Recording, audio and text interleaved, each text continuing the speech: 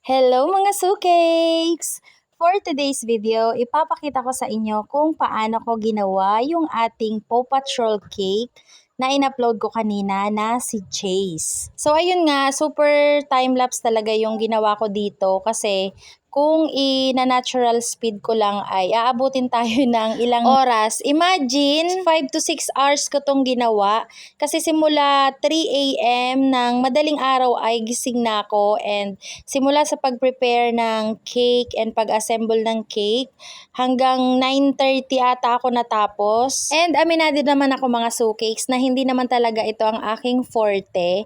Pero syempre dahil gusto kong ma-enhance or gusto kong ma-challenge yung sarili ko, talagang inaccept ko to dahil alam ko naman na kaya ko naman siya. And dahil nga inaccept natin to, kailangan nating mabigay sa client natin ang deserve nilang cake. And isa din sa mga rason kung bakit ko inaccept yung cake na to, dahil nga wala naman akong ibang gagawin na. Kasi nga simula kahapon ay bakasyon na naman na sila Prince. So wala na akong masyadong isipin. And pangalawa sa mga rason, dahil before pa, nabook na talaga to ni customer. I think mga 2 weeks or 3 weeks before. So mga ganyan. And kapag alam ko naman talaga sa sarili ko na kaya ko yung design, talagang hindi ko hinihindian yan. And ayaw ko talagang tumanggi sa mga challenge sa akin ngayon kasi bibihira lang naman yung order sa akin. At gustong gusto ko pa talagang mag-explore sa larangan ng baking, and kaya naman yung mga hindi ko usual ginagawang design sa mga cakes ay ini-explore ko talaga and tinatanggap ko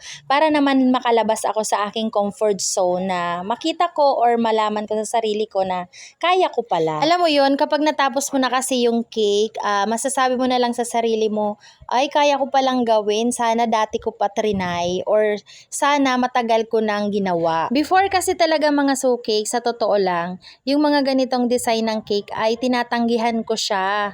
Kasi nga hindi pa ako ganun ka-confident na magagawa ko siya ng tama or yung eksakto doon sa design. And kahit naman ngayon mga sukeks, tumatanggi pa rin ako sa mga pinapagawa nila. Halimbawa, may nag-i-inquire sa akin ng mga fondant toppers, lalong-lalo na yung mga human figures na sobrang detailed.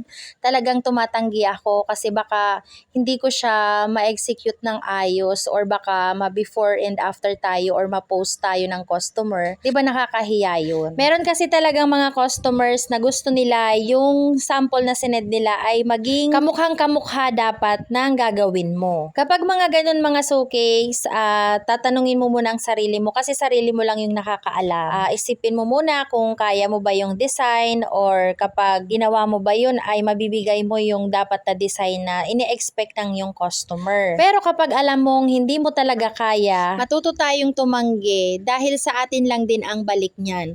Or worse, mapapahiya tayo. Pero kung kayang-kaya mo naman, why not, diba? For the go. So back to the cake na tayo, at dahil patapos na tong cake, sasabihin ko na lang kung anong size ng cake.